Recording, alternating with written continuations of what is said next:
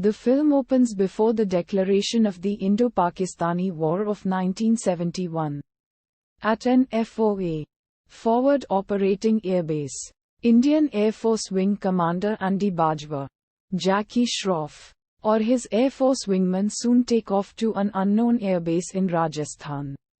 Once there, he is briefed by his superiors that he and his squadron are assigned to the Jaisalmer sector and have to fly Hawker Hunter ground attack planes to support the Indian Army. He is soon joined by his brother-in-arms Army Major Kuldeep Singh Chandpuri, Sunny Deol, as they meet on a courier flight and speak about the possibility of the opening of the Western Front in light of the East Pakistan conflict. Kuldeep takes up command of a company of the 23rd Battalion Punjab Regiment, composed of 120 soldiers, arguing about the light defense being assigned to the military post of Lonjwala. He meets his second-in-command Second Lieutenant Dharamveer Singh Bhan, Akshay Khanna, who happens to be the son of a 1965 Indo-Pakistani war veteran who was killed during that war, and the company JCO Nayab Subedar Mathura Das, Sudesh Berry. The company moves to a remote outpost in the deserts of Rajasthan and begins to expand the Rudimentary Border Security Force (BSF) post and does the observation of the area up to the international border with Pakistan. They meet the company commander of BSF Assistant Commandant Captain Bhairon Singh, Sunil Shetty, a deeply patriotic man who expresses his love for the desert. Udharan. During a night patrol, Kuldeep, Dharamveer, and Bhairon come across a suspicious bunch of locals who turn out to be insurgents. Having informed the identities of the company to the Pakistani military, Kuldeep and Bhairon manage to kill all but one of the insurgents. But Dharamveer hesitates to shoot the surviving insurgent as he never killed anyone in combat. Kuldeep severely derides him and shoots the insurgent himself, prompting Dharamveer to vomit. A badly shaken Dharamveer is comforted by Bhairon, and the two reminisce about their personal lives. Dharamveer recounts how he met his fiancée Kamla, Pooja Bhatt, a lively girl from his native village whom he had fallen for, and how he got his mobilization orders on the day of his engagement to Kamla. Bhairon recounts his wedding night, his first night with his bride Phool Kanwar, Sharbani Mukherjee, when he was called back to post and how he bids a tearful goodbye. Udharan. The unit is joined by the charismatic Subedar Ratan Singh, Puneet Issa, who has provided two 106mm Jonga-mounted RCL guns to serve as an anti-armor unit.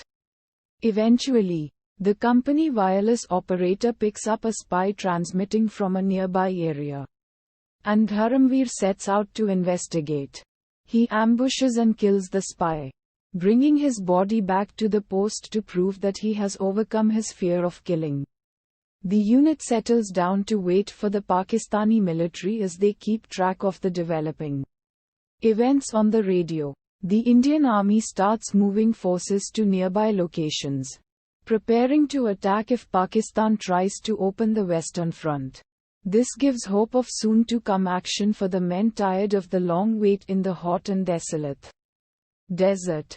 The men receive letters with news from back home and talk among themselves of the people they left to serve the country, and Das is granted leave to attend to his wife, who is ailing with cancer, and children. Udharan.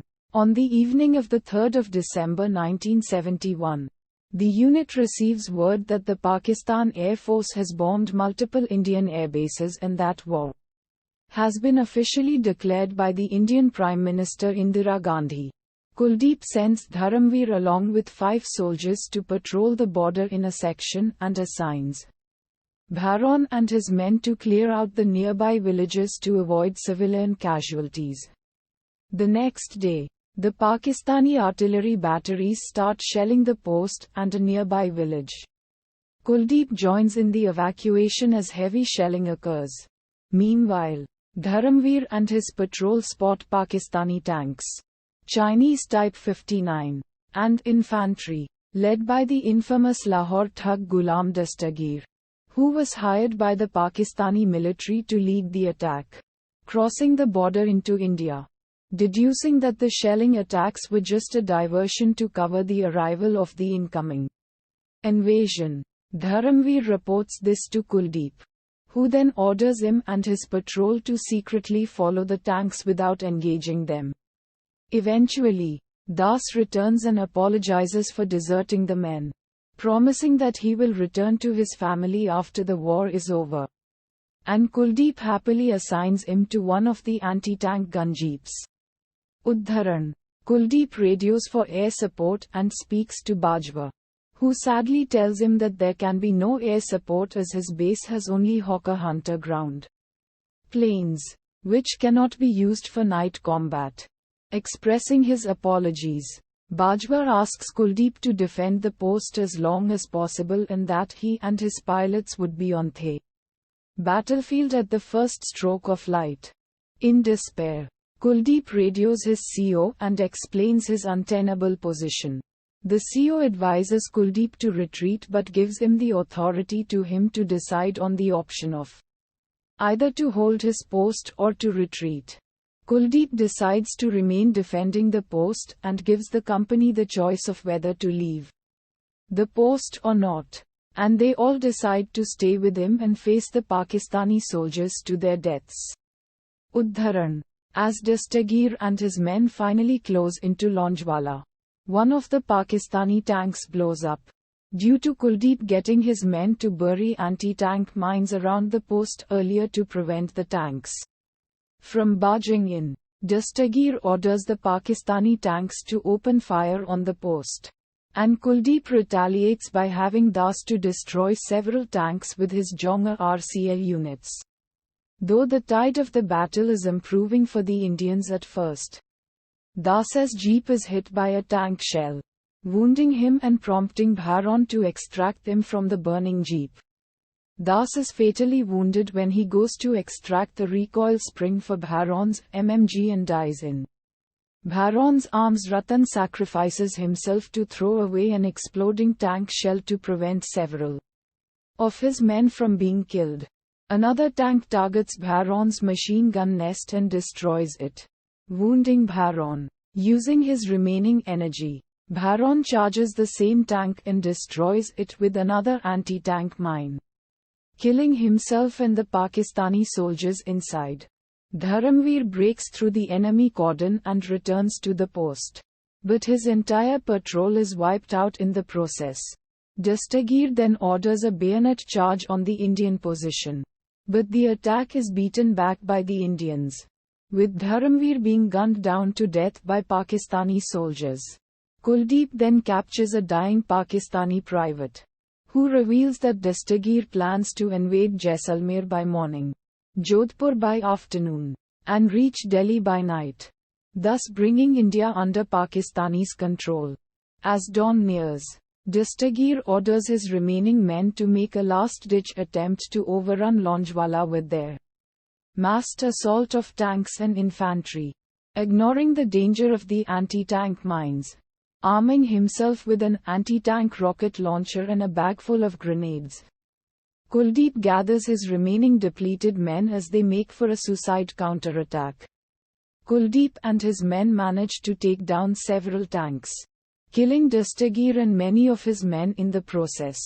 Dawn has broken as Bajwa and his squadron takes off on their planes to aid Kuldeep and his men, destroying more Pakistani tanks in the process.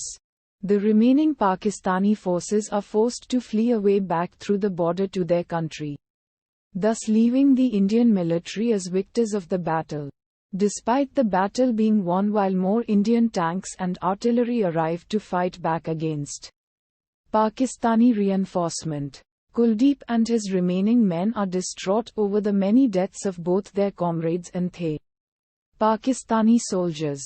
The film ends with Kuldeep inspecting the aftermath of the battle and the Indian military launching their counter-offensive on the Pakistani military while the news of the deceased soldiers reaches their homes. much to their family's sorrow.